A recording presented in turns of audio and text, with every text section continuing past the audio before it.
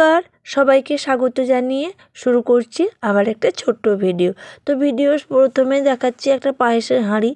পায়েসের মানেই হচ্ছে গিয়ে জন্মদিন। বড়মশাইয়ের জন্মদিন ছিল, তাই পায়েস করছি। ঠাকুরকে নিবেদন করার পর ও খাবে, ওকে দেওয়া হবে। তো তারপরে এই যে ও সোয়াবিন খেতে খুব ভালোবাসে, তাই আমি একটু সোয়াবিনের রান্নাগুলো করে নিচ্ছি। করবো সোয়াবিনের কোপ্তা আর চিলি সোয়াবিন, তাই তো গোল গোল করে পাকিয়ে এই যে সোয়াবিনের কোপ্তাগুলোকে তেলে ভেজে নিয়েছি।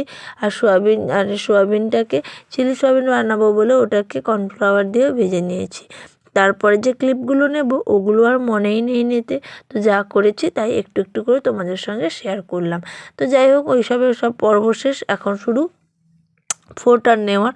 তো এই যে বড়মশাই ভুলেই গিয়েছিল, তো ওই জন্য ওর মুখটা একটু হাসি।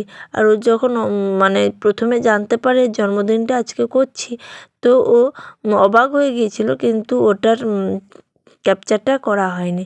তো যাই হোক, এবার এই যে জন্মদিনে গিফট পেয়ে গেছে, এই করতে করতে ওর মনে খুব আনন্দ, বেজায় আনন্দ।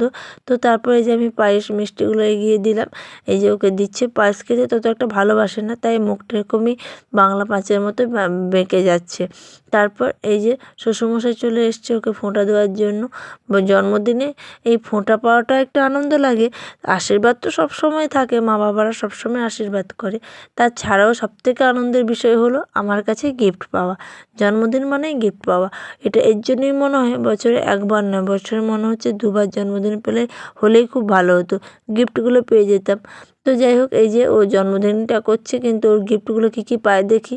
কিছু কিছু যদি আমার হয় আমি নিয়ে নেব গিফটগুলো। আর এই ভিডিওটা অনেক আগের দিন থেকে, প্রায় এটা 1.5 মাস হয়ে গেল ভিডিওটা। আমি সব কিছু রেডি করে রেখেছিলাম, কিন্তু ভুলবশত এমনভাবে ডিলিট হয়ে গিয়েছিল ভিডিওগুলো, তো আর আপলোড করতে পারিনি। তারপরে রিফাইলে গিয়ে ভিডিওগুলো পেয়েছি, তারপর আবার এই যে আপলোড করলাম। তারপরে কথা বলতে বলতে এখন কাকিমা চলে এসছে। কাকিমা যে আশীর্বাদ করে সবাই একটু একটু করে মিষ্টি মুখ করে দিচ্ছে। তারপরে যে সব শেষ, এখন আমি এই যে গিফটটা দিয়েছিলাম কী কী বেরোয় এই ঝুলি থেকে দেখি।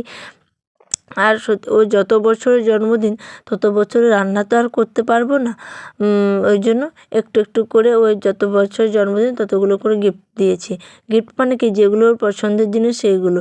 ওর একটু অ্যাসিডিটির প্রবলেম আছে, তাই ওকে একটু 1 পাতা ওষুধ দিলাম। আর দিয়েছিলাম একটা সোয়েটার, মোজা, অমৃতাঞ্জন, এরকম ছোট্ট ছোট্ট করে জিনিসগুলো দিয়েছিলাম। আর বাকি জিনিসগুলো সব চকোলেটে দিয়ে দিয়েছি, কারণ ও না খাক, চকলেটগুলো তো আমিই খেতে পারি, তাই না? তো এই যে সব কিছু দেখছে আর রাখছে।